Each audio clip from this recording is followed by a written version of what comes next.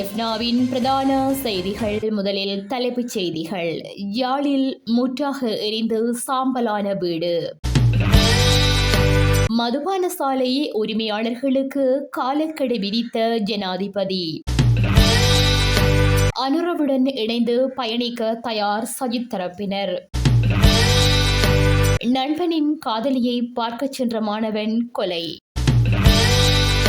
சம்பந்தனுக்கு அரசு வழங்கிய வீடு என்ன ஆனது?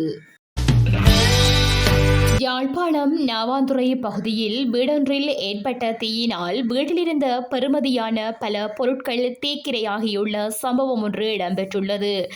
வீடு தீப்பற்றி எரிவதனை கண்ட அயலவர்கள் தீயினை அணைக்க முற்பட்டதுடன் மாநகர சபை தீயணைப்பு படையினருக்கு அறிவித்தனர். இதனையடுத்து சம்பவ இடத்திற்கு விரைந்த தீயணைப்பு படையினர் தீயை அணைத்தனர். தீ விபத்திற்கான காரணம் கண்டறியப்படாத நிலையில் யாழ்ப்பாண போலீசார் மற்றும் தடயவியல் போலீசார் விசாரணைகளை முன்னெடுத்து வருகின்றனர். பெருந்தொகையான வரியை செலுத்தாத மதுபான சாலை உரிமையாளர்களுக்கு எதிராக கடுமையான நடவடிக்கை எடுக்கும்படி ஜனாதிபதி அனுரகுமார திசாநாயக்க உத்தரவிட்டுள்ளதாக இலங்கை மதுவரி திணைக்களம் தெரிவித்துள்ளது. இந்நிலையில் நிலுவைத் தொகையை செலுத்த தவறிய மதுபான ஆலைகளுக்கு இனி அனுமதி இல்லை என திணைக்களத்தின் ஆணையாளர் நாயகம் MA குணஸ்ரீ தெரிவித்துள்ளார். மதுபான சாலைகளின் வரி நாட்டுக்கு முக்கியமானது.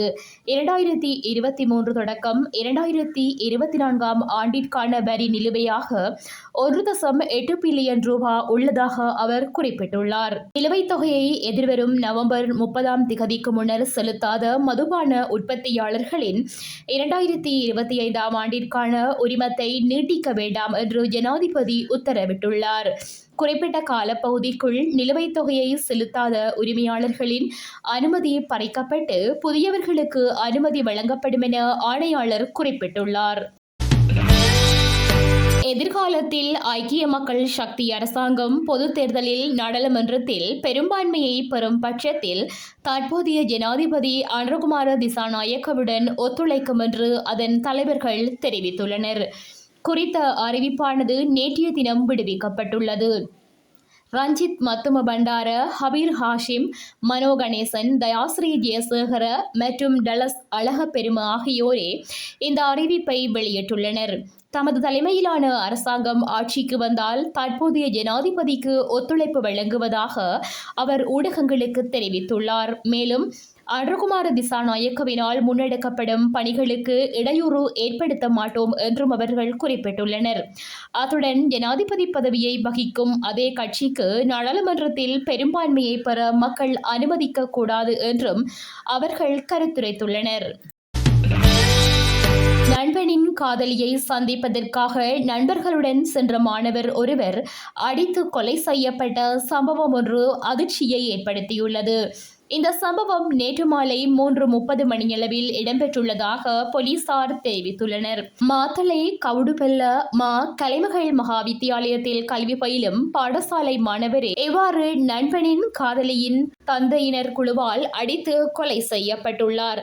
சம்பவத்தில் மாத்தளை உள்பத்த மடவள நளந்த தோட்டத்தை சேர்ந்த யுகேஷ் எனும் மாணவனே உயிரிழந்துள்ளார். கொலையுடன் சம்பந்தப்பட்ட நபர்களை கைது செய்துள்ளதாக போலீசார் தெரிவித்துள்ள வேளை மேலதிக விசாரணைகளை முன்னெடுத்து வருகின்றனர்.